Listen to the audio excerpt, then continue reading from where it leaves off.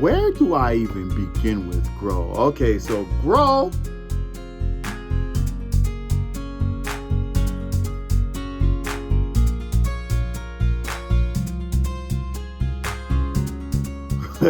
Grow has a lot of historical significance to it as well. Grow was actually a beat that I created. This was during the time, way before the journey, way before my move into single. This is when I was still a producer. This is before Connect, or before I even thought about coming back as an artist. This is when I was just doing production work and I was just making beats. You know what I'm saying? This came out of one of those batches as well, right? Now, with Grow was one of the earliest beats that I did, you know, when I didn't really know quite. I understood the basics of music theory, but I didn't quite understand music really as far as the creation side of music, you know. So honestly, Grow was made with just random things that I was just throwing onto the program, and it just ended up becoming something dope. So to show you guys, Grow actually started with this loop right here, which is the main guitar loop of the song, which sounds like this. Hold on.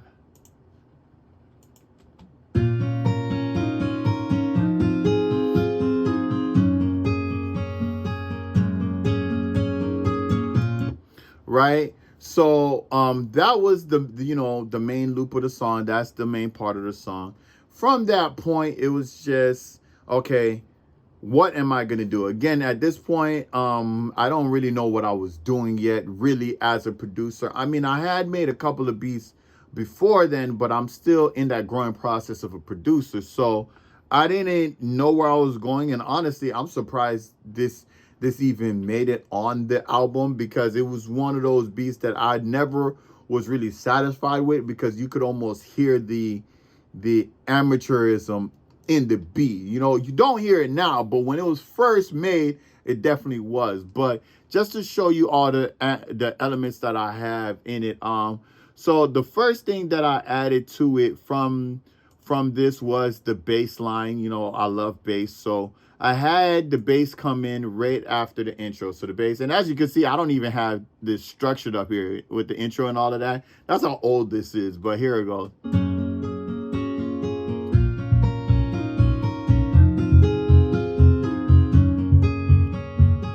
Now, with that bass line, I ended up adding an 808s to it just to make it a little bit stronger. But the 808s are kind of really, really quiet in the background. As you can see, it's not too loud.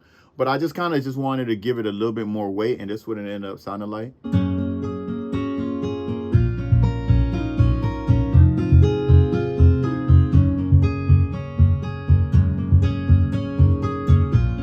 Now, when I did that, honestly, what I had in mind is actually kind of like a dance hall song. You know what I'm saying? Like a Sean Paul song or something like that. That's actually where the idea of the bass line even came from. You know, I wanted that particular sound to it.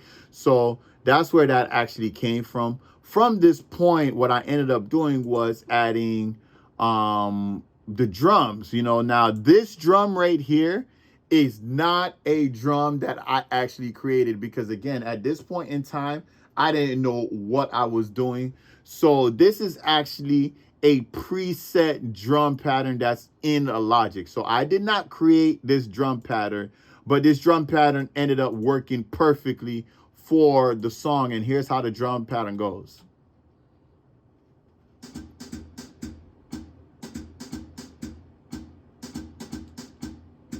So what I did add to that was my own kick. That I actually did add, and that's what this is right here. Oh no, that's the claps. The kicks are somewhere here, and I don't even have this thing organized right. Oh, I guess the kick is down here, maybe. I haven't seen this in years. Yeah, so here's the kick right here. Here's the clap, and here's the drum. So the only thing that I added to it was the kick, the claps, everything here. This was preset in this little drum pattern thing that was already on here. So once I added it to, what I had up here when it came to the guitar, the bass line and everything, it actually ended up sounding pretty cool.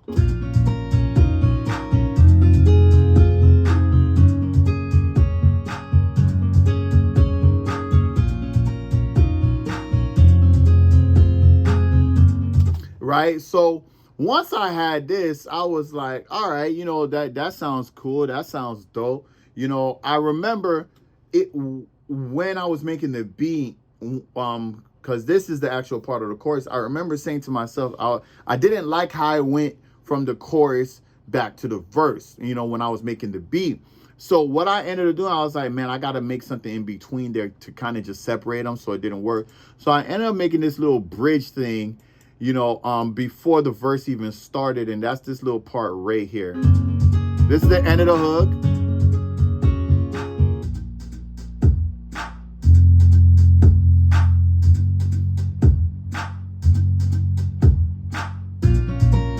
I literally put that part in there specifically because it just didn't sound right going from the hook to go back into the verse.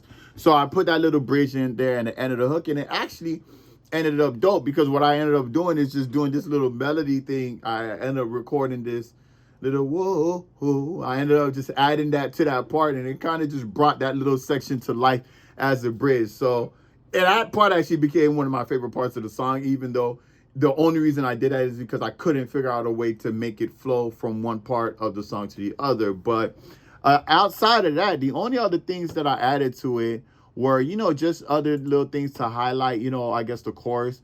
All of these right here were things that were added just specifically for the chorus part. So it's these two things and whatever this is down here. So let's see.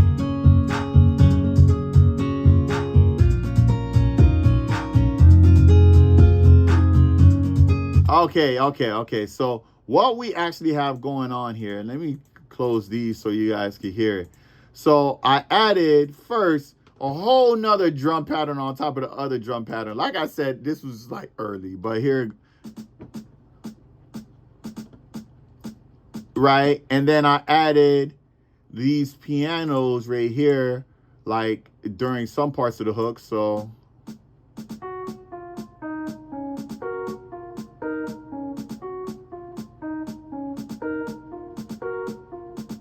right, and it ended up working, man. Like, I don't even know how to explain it, because I had no thought process behind what I was doing here, but this is what it all ended up sounding like.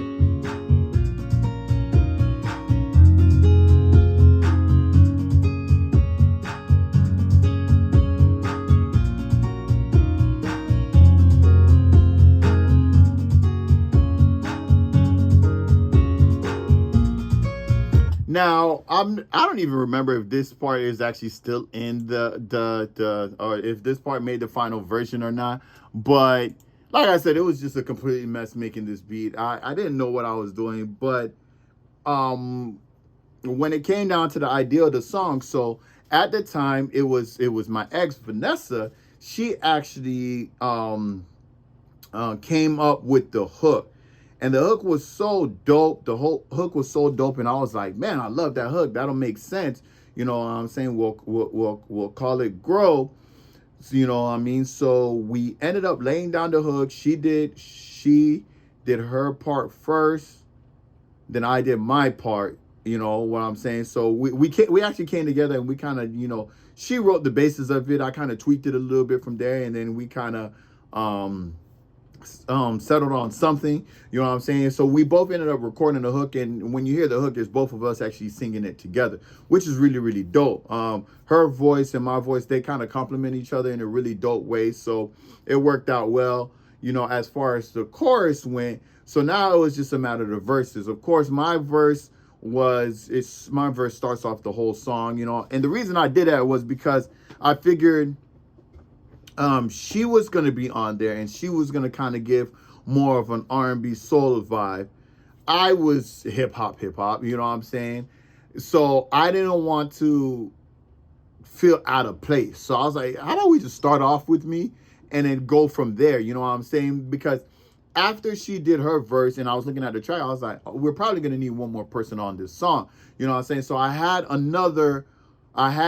another idea for another artist in mind to have like the next verse, you know what I'm saying, or the middle verse, so to speak. So once I laid my part down, she laid her part down. From there, at one point, I instantly thought of Tav Mateo.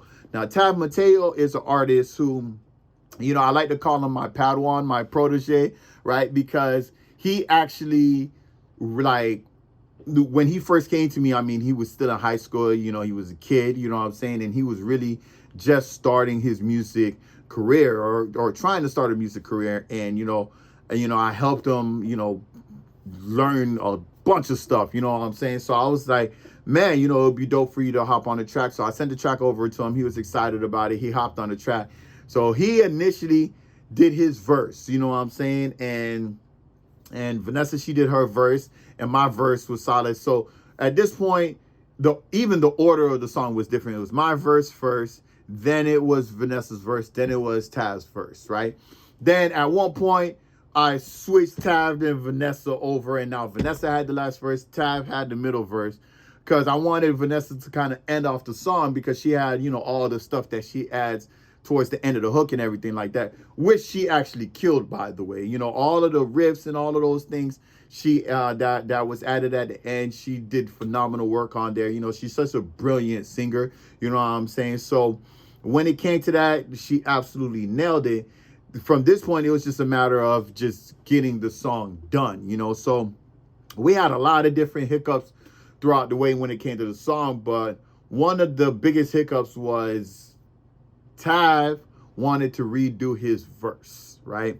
So Tav wanted to redo his verse, and at this point, it was a couple of months later, because this was one of the earlier songs we worked on, for the album, and then towards the end of the completion of the album, he listened to it again and he was like, please allow me to redo my verse, because he had evolved so much since when he initially made the track. So I was like, you know what? That makes sense. Why not? You know what I'm saying? So he ends up rewriting the verse and making a whole new verse, and the new verse is amazing.